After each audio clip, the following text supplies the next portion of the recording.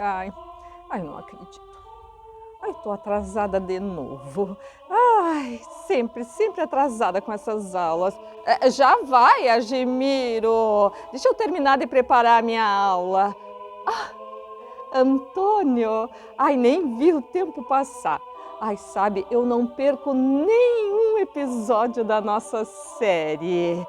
Mas antes da gente entrar assim no assunto propriamente das reduções, eu queria que você falasse um pouco sobre qual era a relação assim entre os franciscanos e a colonização da América. Professora Matilde, esse Argemiro é de fato muito inquieto. Muito. Mas a sua pergunta é importantíssima, pois os franciscanos participaram inclusive dos preparativos da viagem de Cristóvão Colombo em 1492. O genovês havia feito a proposta de realizar a sua famosa viagem em direção ao oeste pelo Oceano Atlântico ao rei de Portugal, Dom João III, mas não obteve êxito no empreendimento. No seu retorno à Itália, entristecido, pediu hospedagem no convento franciscano de La Rábida, na Espanha.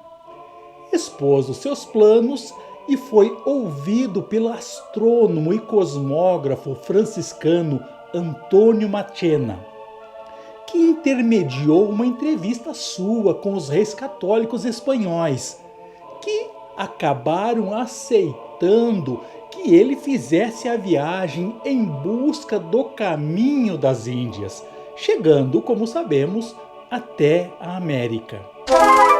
Os franciscanos acompanharam Colombo na segunda viagem que ele fez à América, e desde então sua presença entre os colonizadores foi constante. Sabe, eu estava pensando aqui, mas por que nós precisamos falar das reduções franciscanas de indígenas ao lado das reduções jesuíticas?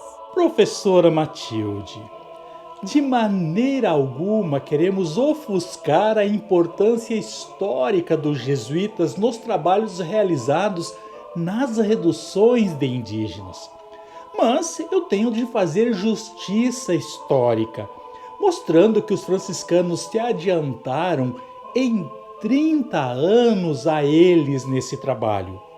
Por isso, destaco a ação dos freis Alonso de San Boaventura e Luís Bolanhos, os quais fundaram as reduções de Guaranis no antigo Paraguai, região, como vimos, que abarcava, além do atual Paraguai, boa parte da Argentina, Uruguai, Bolívia e centro-sul do Brasil.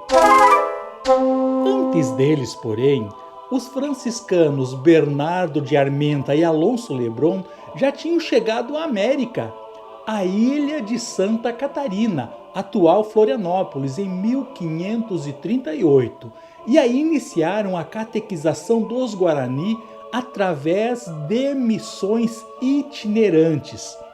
3 anos depois, em 1541, esses franciscanos acompanharam, seguindo o caminho do Peabiru, o adelantado Alvar Nunes Cabeça de Vaca, até a cidade de Assunção, quando ele chegou da Europa para assumir o governo do Paraguai.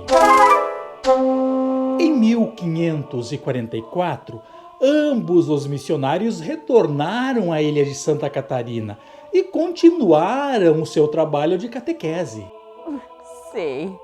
E, assim, qual a importância dos franciscanos para a catequese dos Guarani? Veja, professora Tilde, os primeiros religiosos a aprender a língua guarani foram os franciscanos. O frei Luís Bolanhos foi quem estudou a língua guarani, codificando-a no alfabeto latino e traduzindo-a numa gramática e vocabulário. Ele, com a ajuda do frei Gabriel da Anunciação, traduziu o catecismo católico para essa língua. Esse catecismo modelou a fé cristã nas reduções franciscanas e jesuíticas do Paraguai ao longo dos séculos 17 e 18. No Sínodo de Assunção de 1631, determinou-se que o Catecismo de Bolanho seria utilizado como material obrigatório na catequização e doutrinação dos Guarani. A esse catecismo foram agregados naquele momento os artigos da fé e o salve, compostos pelo padre Roque Gonçalves. Mais tarde, os teólogos jesuítas questionariam, penso eu, com razão, a tradução feita por Bolanhos do Deus cristão como Tupã, uma das tantas divindades guaranis.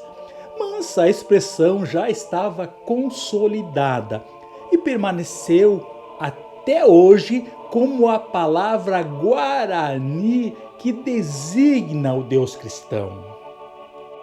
Mas e com relação às reduções franciscanas, o que é que você tem a nos dizer?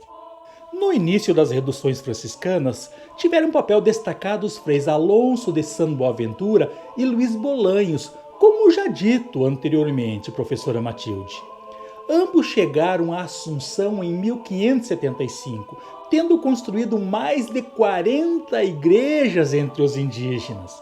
Os dois franciscanos estenderam o seu trabalho até a região do Guairá, tendo chegado até o rio Tietê, mas acabaram se indispondo com os encomendeiros de Vila Rica do Espírito Santo, de onde foram expulsos por defenderem os indígenas que trabalhavam como escravos nas suas minas de ferro.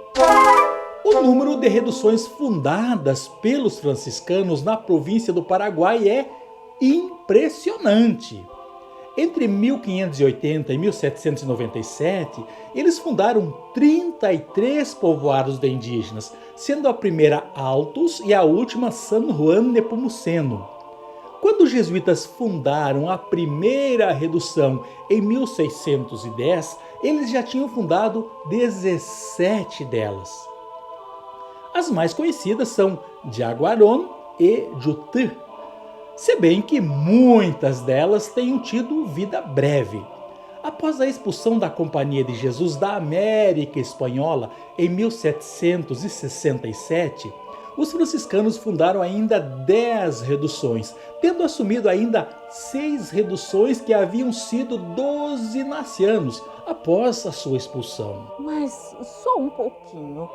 Quais as diferenças que existem entre as reduções jesuíticas e as franciscanas? A primeira diferença, Tilde, é com relação à distância das reduções dos povoados de espanhóis.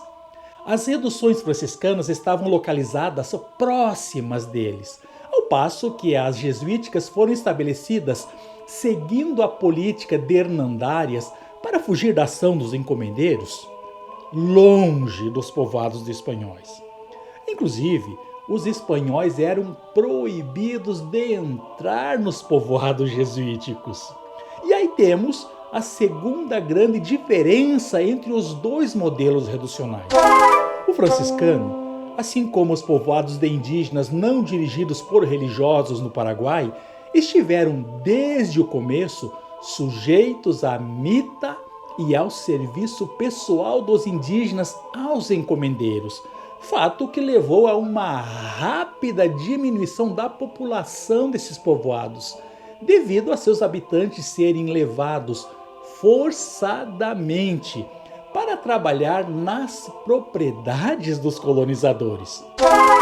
No modelo jesuítico, os indígenas eram encomendados diretamente ao rei, a quem os missionários pagavam $1 de imposto por pessoa ao ano.